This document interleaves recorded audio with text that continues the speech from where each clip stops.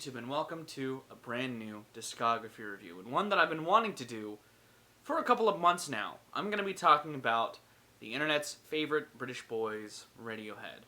Now, if you couldn't tell by some of the videos I've been making over the last couple of years, I really like Radiohead. I did a video on what's considered in some circles their least popular album. I did a breakdown of my favorite songs of theirs, and I put them on my favorite bands of all time list. I enjoy Radiohead. I think they're a very good band. And it's seemingly everyone on the internet has an opinion on their discography. Everyone has a favorite record of theirs, and they have a very detailed reason as to why. There's an album that everyone has a soft spot for Radiohead as well. I am no different, and in this video I'm going to be both ranking their discography and giving you a roadmap on how to get into them if you have not gotten into them yet. Going to be giving you kind of your own path, a few paths really, depending on what types of music you really listen to, some places you may only want to stay, all that sort of stuff. I'm basically going to be talking about their studio discography in a big video. Without further ado, let's just dive on in. Never run away from you. This isn't a very contentious opinion because everyone kind of looks at Pablo Honey as that record they started their career off with, and it definitely sets them up in some parts to make an album like The Bends, but The Bends still seems like this weird anomaly for the band who made Pablo Honey. You know, Pablo Honey is a very much okay album. It is the most 6 out of 10 experience you can get. It's got some really solid moments.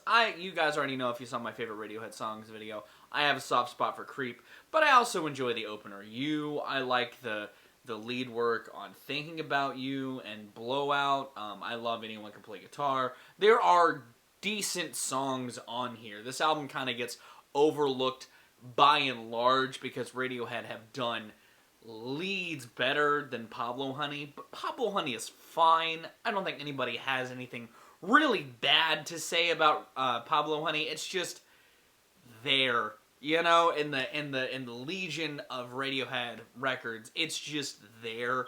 I can guarantee you I've maybe spun this a handful of times in my life because I just am never like, you know what?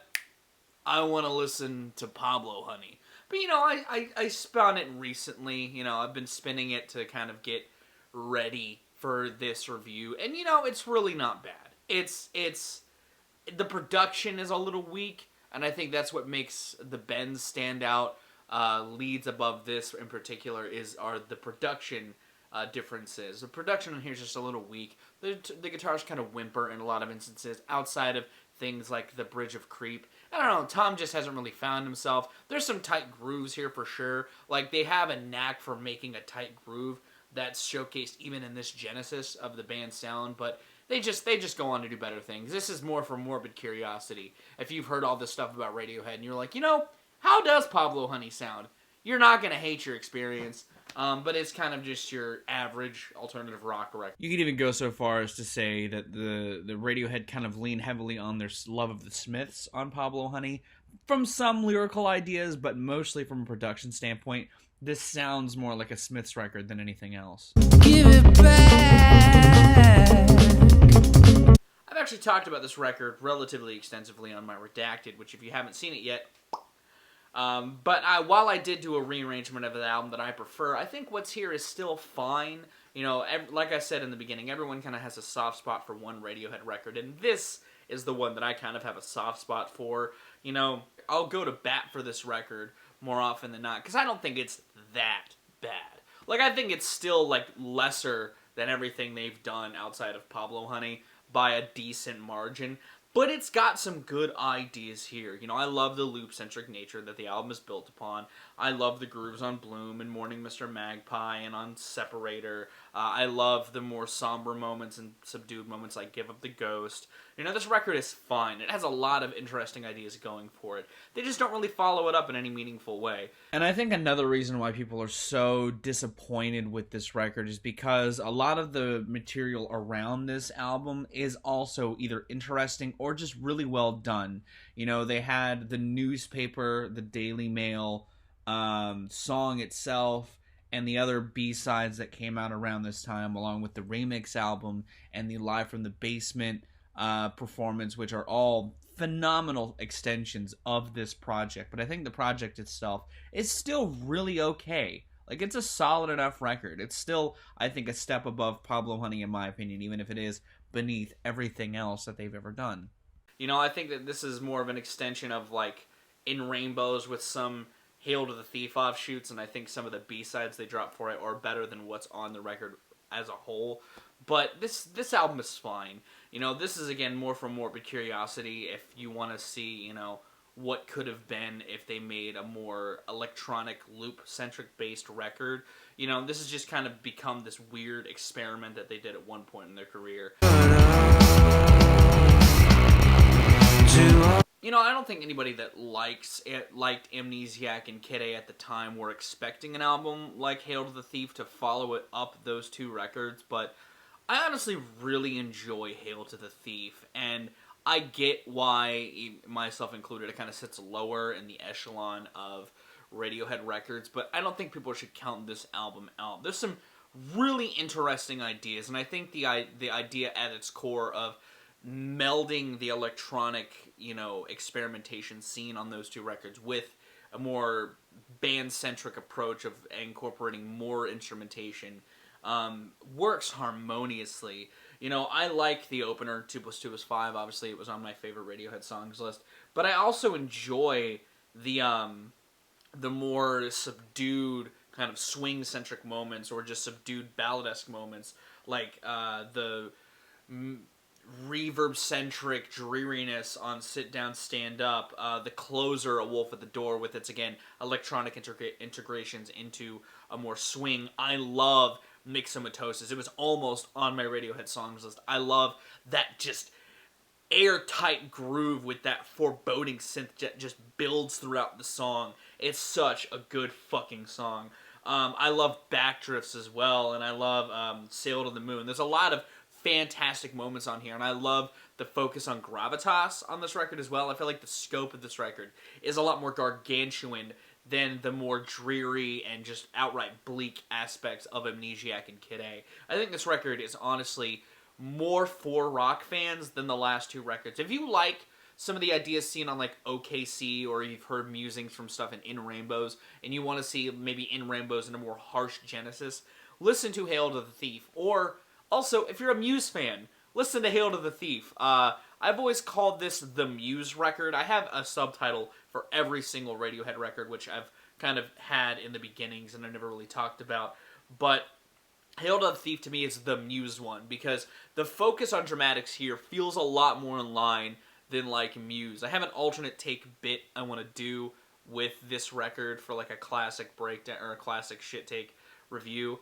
But, yeah, there's a real sense of gravitas and dramatics here that I felt like is refreshing coming off of the heels of Kid A and Amnesiac, and it's a big reason why I also really love this record. You know, I feel like the band is working in just a completely different realm, and I adore that for it. I feel like, again, if you like more rock-centric music, you'll like a lot more of Hail to the Thief than you will maybe Kid A and Amnesiac, to me personally.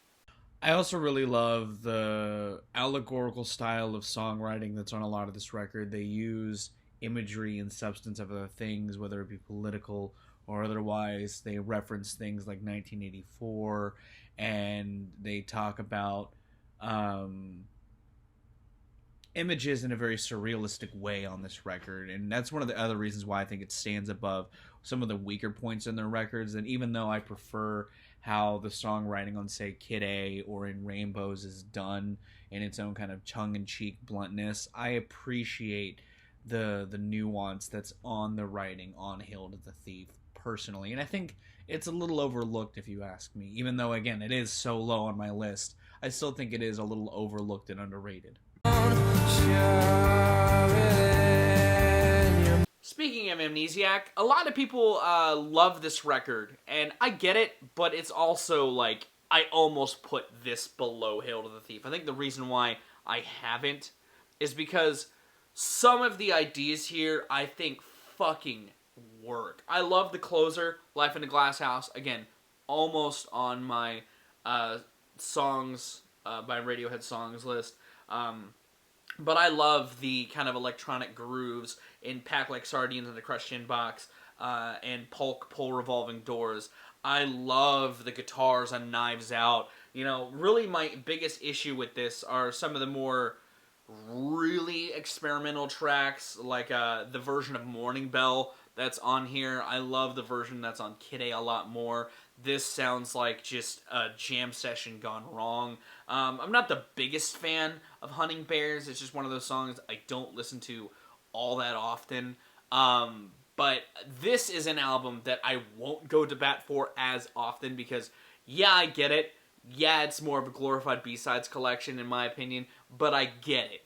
It's just not an album. I'd rather defend King of Limbs or Hail to the Thief than I will Amnesiac, but it's higher because I like when the experimentation lands, it lands harder for me than it does, say, on Hail to the Thief, and I respect them not giving up on some of the ideas that they may have explored during the Kid A sessions, and were able to turn out something that is definitely a more sister record than its own identity, than an album with its own identity. But I like Kid A so much that even its you know, B-sides and second collections and offshoots still sound fucking awesome to me.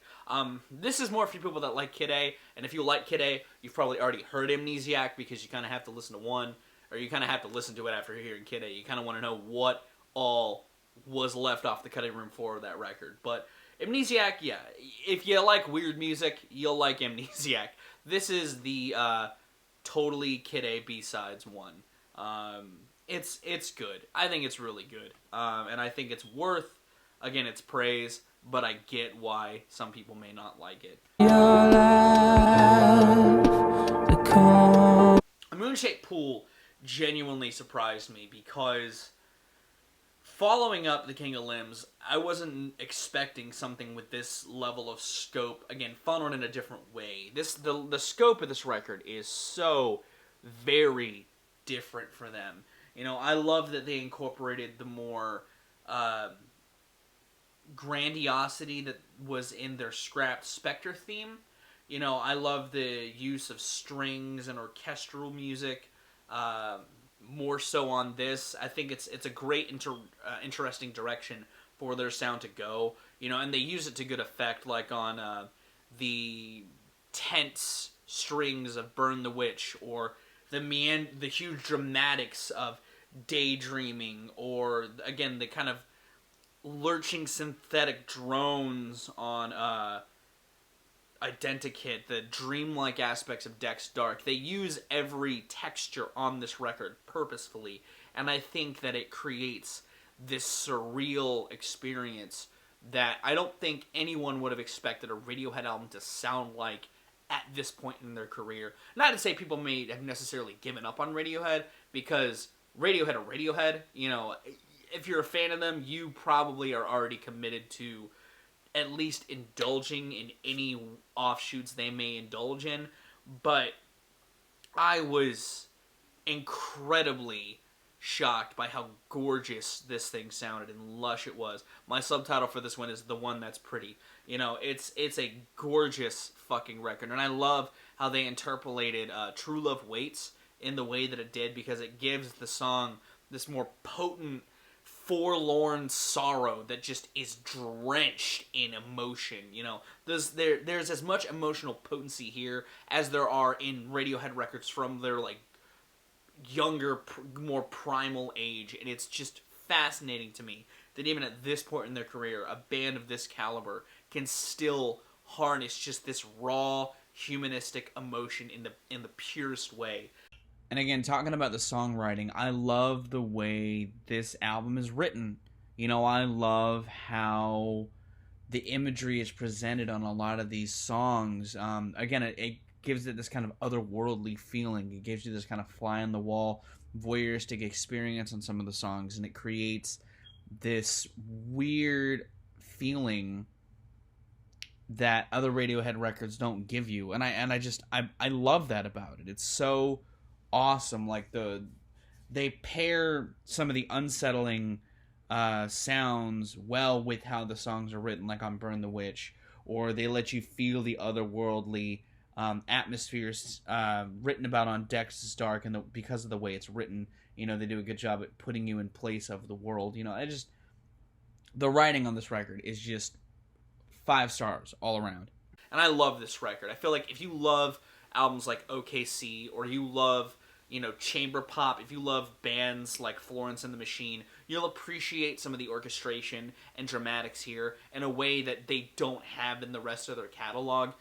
This is the album that got John from ARTV into Radiohead, and part of me isn't really surprised because he likes this type of orchestration, this type of sounds, and it takes a lot of their abstract and experimental ideas and channels it into that funnel perfectly. And I got all the love in the world for this record, and I'm glad that it got John into this band because I love this band, and I love talking about this band, and I'm excited to see what he does with it. But I feel like if you like more lush orchestration, or you want to hear Radiohead in a late era, this is a great way to start. This is a great place to start. It's pretty, and it's so good. It's so very good. I put Daydreaming on my Radiohead songs list. I want to do something with Burn the Witch. This is an album that I love revisiting because of how just raw it feels in the biggest way. You do it to yourself, you do. So I'm of the belief that the Benz is still just a fucking classic. I love the production of this thing. I love the guitars, whether they're beefy or twinkly. They just buff everything up in the best way. Tom sounds like he's having a lot more fun on this record than he did on Pablo Honey. The writing is a lot better on here than it was on Pablo Honey. Again, not to shit talk Pablo Honey so much, but the big reason why people also forget about Pablo Honey is because the Benz exists. But the Benz is also becoming this weird album in Radiohead's catalog because in the grand scheme of their catalog, this also just seems like a distant memory sonically for them. Because they just completely jumped ship from here to make OKC. Granted, this album, or OKC wouldn't have existed, I think, without this record, but man, this still just feels like such a distant, idea, a distant concept. A lot of the sounds on here, just sound so different in comparison to where the band is now. But it's still amazing. I love the bends. I love the grooves on the title track. I love that they kind of do expand on some of the ideas from Pablo Honey on tracks like the title track, or Just, or Nice Dream. I love the opener Planet Telex. I think it has this great sort of production sound that they also carry over on Sulk. I love the closer Street Spirit Fade Out. I think it's written beautifully. I love the riffs on I love the leads on My Iron Lung, and I love the softer moments like High and Dry and Fake Plastic Trees. I think they are some of the catchiest songs Radiohead's ever written. I love the Benz a lot, and I think it still holds up as a great record that is very Britpop inspired. I've had lots of discussions on whether this is actually a Britpop album or not. This is my subtitle for this one, as you could tell, was the Britpop one, because it's very Britpop sounding in some aspects.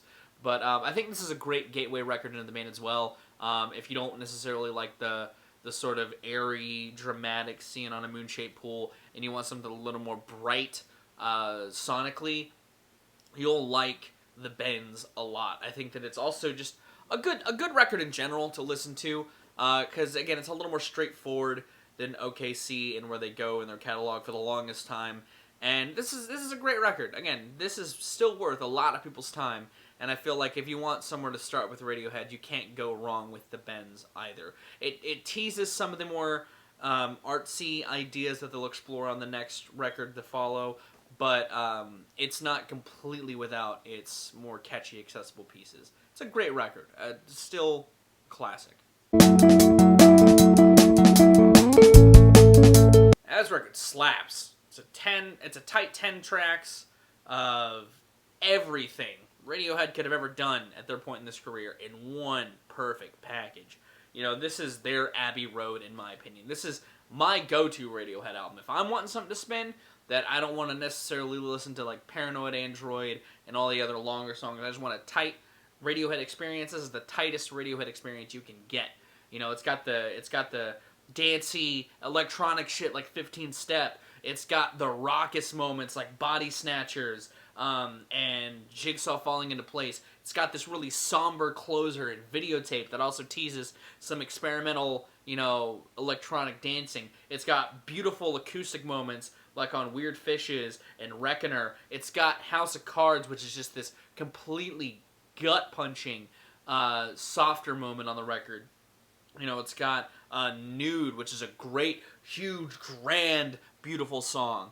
The writing on this record is super tight. It's just such a great fucking album. I know that Anthony was also saying that this record is kind of a good like favorite album of his, and I get it. I completely understand. Like I share the same sentiment, and I would also argue this is another great gateway. Like if you don't want Radiohead at their most grand, if you don't want Radiohead at one of the more basic moments in their discography, if you want the holistic Radiohead experience still cut down to a tight 10 tracks, listen to In Rainbows. It was a record I spun a lot in high school. It's an album that still resonates with me big time, mostly because of the writing, because of how tight it is. Just there's so much shit on here. The band is firing off on all cylinders. Everybody here, from the really nice sharp bass playing on some of the tracks to the tight fucking drums. Just everything on here is perfect. This is one of the best rock albums of the 2000s, and it also changed the industry. I'm talking about the story of this record a little bit. The whole making this album, pay what you want for this record, was an amazing concept, and as an independent musician, helped bring prominence to platforms like Bandcamp, in my opinion. I feel like Radiohead just kind of changed the world within Rainbows, and they made a fucking kick-ass tight record out of it. The B-sides to this record also very fucking good. I'm not going to be talking about them because there's a lot of kind of offshoots and kind of interlude-esque songs that coat that EP, but it's a good EP, all around. There's some, again, tracks that I love on there like Bangers and Mash, but this, the tightest Radiohead experience you're going to get out of their whole discography, in my opinion.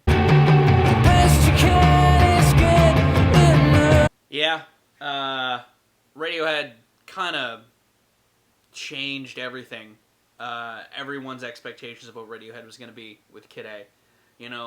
While OKC had its own experimental ideas, it wasn't Kid A. Kid A is just this completely bleak, cold experience that I don't revisit as much anymore. I love this record. I love it dearly. I am like most depressed guys in their 20s who love Radiohead. Played this album to death at its lowest. And not to say that it reminds me of that time, but even though my favorite Radiohead song is on here, I don't listen to it a lot for that reason. I still love a lot of this record, I love the guitars and the kind of really intensity on a track like Optimistic. I love the groove on the national anthem. I like the electronics on Everything in Its Right Place, Kid A, and Idiotech. I like the somberness of Morning Bell. I think that this version of Morning Bell is much better. The closer motion picture soundtrack is beautiful. This is a beautiful fucking record with a huge sense of scope. The opener, Everything in Its Right Place, has this sense of scope and scale and intensity to it that sets it above OKC in that regard. Listening to this record, it feels like the start of a millennium. This album came out in 2000, and damn, does it feel like it. It's an incredible record filled with a lot of great moments, both in huge, intricate detail and its more subdued, pulled back moments like How to Disappear Completely. This album is everything you've heard it is. If you've never listened to Kid A, you owe it to yourself at least once, even if you're not the biggest fan of experimental music or bands who integrate electronics a lot more into their sound. You owe it to yourself to listen to Kid A at least once in your life. It is an incredible fucking experience. I feel like if you like electronic music and you haven't listened to Kid A, you should give it a spin. I feel like you'll like this and Amnesiac and maybe nothing else they ever do. Unless you like when bands do it, then you'll like Hail to the Thief as well. But if you like electronic music, listen to Kid A. It's got some cool ideas in it. It's got some cool, weird experimental vocal uses of vocals, and it's a good record. It's a great record. It's another classic. You know, the last three albums and this album and the next album are all just perfect classics, you know, and a band who just continues to impress and astonish, you know, and like I said, this was a big shifting point. This almost broke up Radiohead, and you can tell, you know, a lot of the turmoil and pain the band was going through, it rings true in a lot of the sounds on this record. You know, you can feel the frustration, you can feel the emotional potency is abound in this project, and it is great. It is so very good, and it is well worth your time. It's OKC. It's one of the best rock albums ever made. It's one of the best albums of the 1990s. You know, one of the best albums ever made. You know, it is an album that feels still resonant to this day, you know, 23 years later. It is insane to me, like, how incredible this album is. You know, I go long periods without listening to OKC and Kid A. Like I said, my go-to Radiohead album is In Rainbows, but I'll also listen to, like, A Moon-Shaped Pool, you know, more than I listen to OKC and Kid A at this point. But every time I listen to it, I'm like, God damn, like, they really were on some good shit here, you know? Whether it's the ideas and concepts explored on Subterranean Homesick Alien or Paranoid Android, the imagery on No Surprises, how catchy a track like Airbag and Let Down and Karma Police are, how weird Fitter Happier is, but Fitter Happier does a great job at tying, Fitter Happier and Electioneering do a great job at tying a lot of the sonic ideas and concepts explored on the record in a tight package. Like, this is an amazing record, you know, and if you found me on the internet before listening to OKC, that's astounding. You need to listen to OKC.